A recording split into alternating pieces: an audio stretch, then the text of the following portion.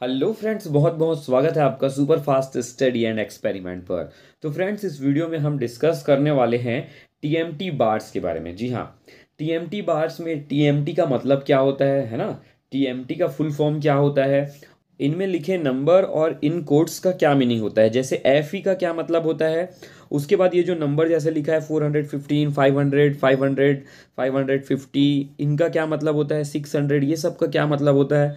और डी जो लिखा हुआ है उसका क्या मतलब होता है, किसी में डी लिखा है किसी में डी नहीं लिखा हुआ है, तो इन सब का क्या मतलब होता है उसको हम इस वीडियो में समझने वाले हैं। इस वीडियो को स्टार्ट करने से पहले एक बहुत ही इंपॉर्टेंट इन्फॉर्मेशन मैं आप सभी को दे देना चाहता हूं। जितने भी mechanical engineer, mechanical fitter, mechanical foremans हैं जो कि किसी प्लांट या इंडस्ट्री में जॉब कर रहे हैं, या फिर जो स्टूडेंट्स हैं जो कि मैकेनिकल इंजीनियरिंग की पढ़ाई कर चुके हैं, जस्ट पास आउट हुए हैं, उन सभी के लिए एक बहुत ही बेहतरीन गोल्डन अपॉर्चुनिटी है। 17 और 18 अगस्त को होने वाला है आपका निस्ट का एग्ज़ाम, NISST, यानी कि national institute of secondary steel technology.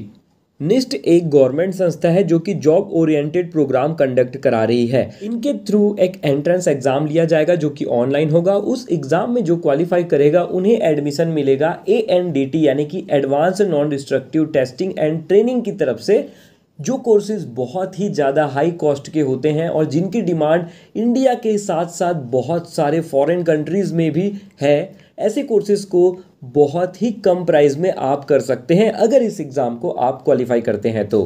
इस एग्ज़ाम के लिए अप्लाई करने के लिए लास्ट डेट जो है वो 15 अगस्त है। जल्द से जल्द आप अप्लाई करें। अप्लाई करने के लिए जो रजिस्ट्रेशन लिंक है और बाकी की डिटेल्स आपको डिस्क्रिप्शन बॉक्स में मिल जाएंगी।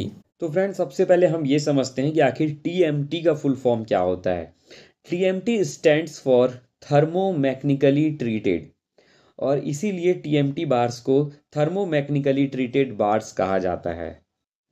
थर्मोमैकेनिकल जो है वो एक मेटलर्जिकल प्रोसेस है जिसमें कि मैकेनिकल और प्लास्टिक डिफॉर्मेशन प्रोसेस के साथ साथ हीट ट्रीटमेंट्स को भी एक साथ अप्लाई किया जाता है स्टील्स में।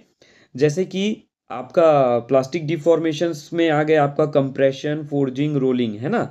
ये सारे प्रोसेस होंगे। उसके साथ में थर्मल प्रोसेस भी होगा, जैसे कि heat treatment process, water quenching, heating, cooling, अलग अलग रेट्स में, है ना। इस सिंगल प्रोसेस के अंदर होता है। यानी कि यहाँ पर थर्मल प्रोसेस भी हो रहा है, साथ में मैकेनिकल ट्रीटमेंट भी दिया जा रहा है स्टील को। तो स्टील जो है वो थर्मली और मैकेनिकली दोनों से ही ट्रीट किया जा रहा है, जिससे कि आपकी स्टील बार्स की फायर रेजिस्टेंस कैपेसिटी, डक्टिलिटी, बेंडेबिलिटी, है ना, एलोंगेशन स्ट्रेंथ, यील्ड स्ट्रेंथ, ये सारी इम्प्रूव होती हैं। अब बात करते हैं हम उस पे लिखे लेटर और नंबर्स की मीनिंग। तो सबसे पहले Fe का मतलब होता है, Fe स्टैंड फॉर आयरन, ठीक है। अब इसमें जो नंबर्स लिखे होते हैं 500, 415, 450, 550, 600, ये सारे जो नंबर्स हैं ये यील्ड स्ट्रेंथ को बताता है ना। यील्ड स्ट्रेंथ न्यूटन पर mm² भी बोल सकते हैं, या फिर आप इसको मेगा पास्कल भी बोल सकते हैं। अगर 500 है तो आपकी स्टील बार का जो यील्ड स्ट्रेंथ है वो 500 न्यूटन पर mm² है, या फिर 500 मेगा पास्कल है, ये उसकी यील्ड स्ट्रेंथ है। 450 दिया है तो 450 न्यूटन पर mm² है। अगर 600 दिया है तो 600 न्यूटन पर mm² है। तो अब बात कर लेते हैं आखिर यील्ड स्ट्रेंथ क्या होता है। तो देखिए, किसी भी मटेरियल का यील्ड स्ट्रेंथ वो स्ट्रेंथ होता है जितने लोड के बाद में मटेरियल जो है वो प्लास्टिकली डिफॉर्म हो जाएगा, यानी कि पूरा ही डिफॉर्म हो जाएगा, वापस अपने पोजीशन पे नहीं आ पाएगा।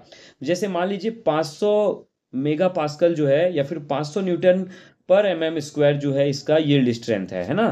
तो उतने लोड तक क्या होगा, ये बार जो है वो इलास्टिकली डिफॉर्म तो हो जाएगा, लेकिन जैसे ही उस स्ट्रेस को, लोड को, फोर्स को हटा दिया जाएगा, वापस ही अपने ओरिजिनल पोजीशन पर आ जाएगा।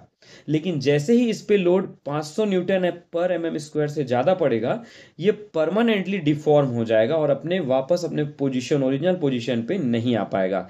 ये होता है यील्ड स्ट्रेंथ। अब बात करते हैं इस पे लिखे डी की।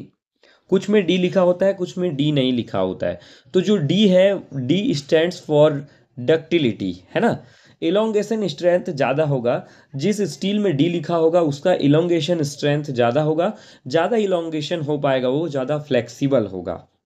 जैसे D500 है और D500D है, तो D500D जो होगा वो ज़्यादा फ्लेक्सिबल होगा एज़ कम्पेयर टू FE500K के।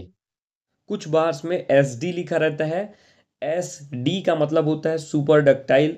कुछ बार्स में लिखा रहता है HSD, तो वो हो गया आपका हाई सुपर डक्टाइल बार्स, या फिर हाईली सुपर डक्टाइल बार भी बोल सकते हैं। इसके अलावा आपको एक नंबर और देखने को मिलता है, जैसे कि 8 लिखा होगा, 10 लिखा होगा, 12 लिखा होगा, 16 लिखा होगा। तो ये सारे क्या है, उस बार की डायमीटर है, उस बार का डायमीटर है। 8 mm का होता है, 10 mm का होता है, 12 mm का होता है, 16 mm का होता है, 20 mm का होता है, 25 mm का होता है, 32 mm का होता है और 40 mm का भी आता है। तो फ्रेंड्स, ये तो हो गया TMT बार्स में लिखे नंबर्स और लेटर्स की मीनिंग। तो फ्रेंड्स, उम्मीद करता हूँ ये वीडियो आपको काफ़ी पसंद आई होगी। अगर 1% भी ये वीडियो हेल्पफुल लगी हो तो प्लीज़ इस वीडियो को लाइक कर दीजिएगा, चैनल को सब्सक्राइब कर दीजिएगा। फिर से मिलेंगे नेक्स्ट वीडियो में, तब तक के लिए अलविदा।